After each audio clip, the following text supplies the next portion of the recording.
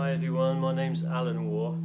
I am a healer who lives up in Mount Shasta, California, and I thought that what I'd do is record a series of videos that will help you out there to maneuver through this rather challenging terrain that we find ourselves in all of a sudden with the COVID-19 or coronavirus. And what we're experiencing right now is an amplification of body sensations and emotions, etc., that you experience at normal times. And what's happening is it's just becoming much more acute because you're spending a lot of time in yourself. The self-isolation is giving you time to really sort of sit with these experiences that you will have at other times in your life that maybe you haven't paid so much attention to. But basically what's coming up for most people, a lot of people that I speak to that reach out to me, is that they're feeling fear, they're feeling nervousness, feeling scared, feeling anxiety and tension.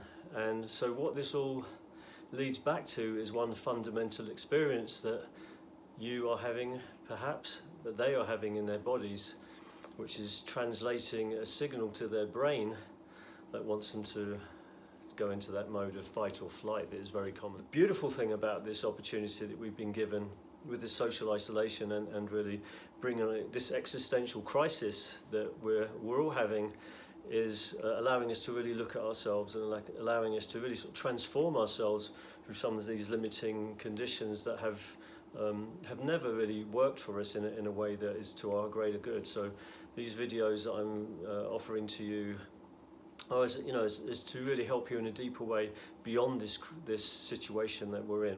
So what is this not feeling safe thing? Where does it come from? Well, it is the fight or flight response that we initially experience when something comes into our awareness that reminds us of a situation earlier on in our lives that causes us to experience fear. Whatever your belief system is, that when something potentially frightening is happening outside of you, your internal response is the way that you react and then send messages to the rest of your body to respond in a particular way. So we have a sympathetic nervous system, and the sympathetic nervous system is the nervous system inside ourselves, which is kind of like the primal nervous system, and it's the one that gets tense whenever you have an experience outside of you or you witness something that causes you to respond with fear or doubt or any of these negative belief systems. Your body tenses. So that's what it does, it tenses. And the antidote to tension is relaxation. And so it's actually very simple. My belief is that the simplest way is the most effective way. That a lot of the times in life we tend to overcomplicate things, and we create stories, we have coping mechanisms, we have voices in ourselves of doubt and the critic and the judge and all that. And these are things that sort of allow us to cope with the originating condition that we developed a long time ago.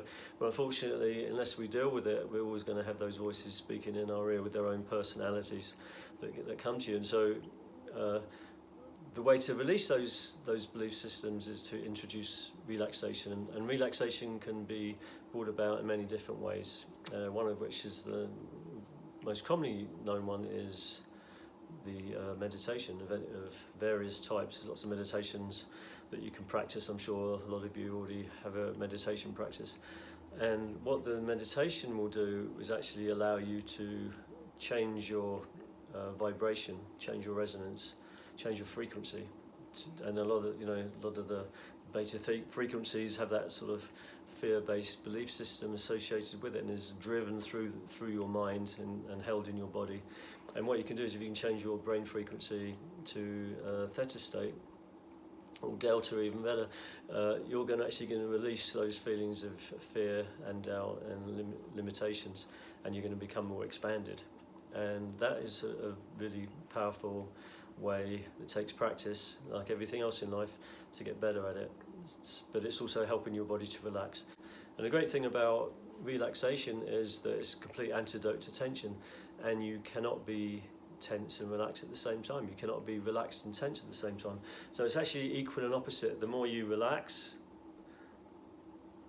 say this is relaxation here, the less tense you get. The more tense you get, it's an equal and opposite number. The more less relaxed you get. So the more relaxed you can get, the less tense you are. And when you relax, you don't experience fear. You actually, when you're relaxed, you experience happiness and joy and love.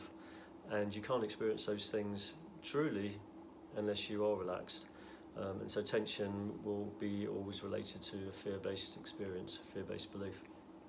So some of the things that I use to help people to relax are, through guided meditations. And a lot of the time I use imagery to help to enhance that experience. So one of the things that I suggest that you do if you're feeling fearful is to imagine somewhere really, really beautiful, really calm. I live at the base of Mount Shasta in Northern California, considered the root chakra. It's a very powerful, beautiful place, and if ever I'm feeling negative or somewhat diminished in some way, I'll go to the mountain and just stand there on her presence and just be under the incredible power of that energy vortex. Do the best thing that you can to really immerse yourself in the experience of being in nature.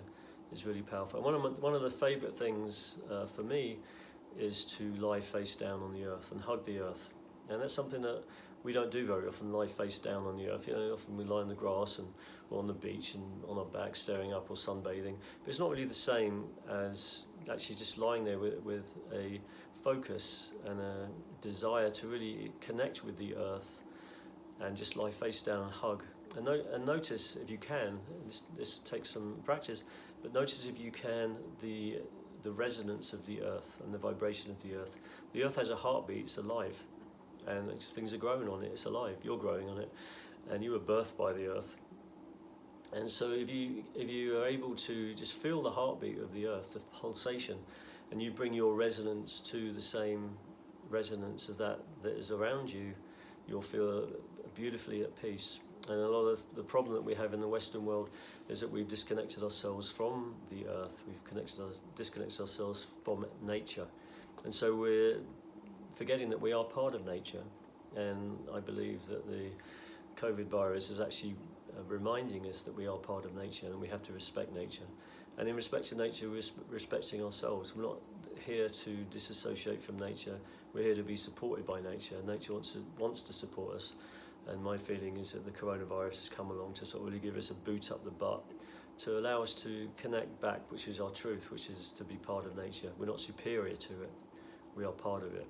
And to bring yourself back into harmony and resonance by lying face down on the earth or hugging a tree and really feeling it, trying to communicate with it in the deepest possible way that I can, and engaging in all my senses and being open to it. The thing that I like to do is this, it's a crouch.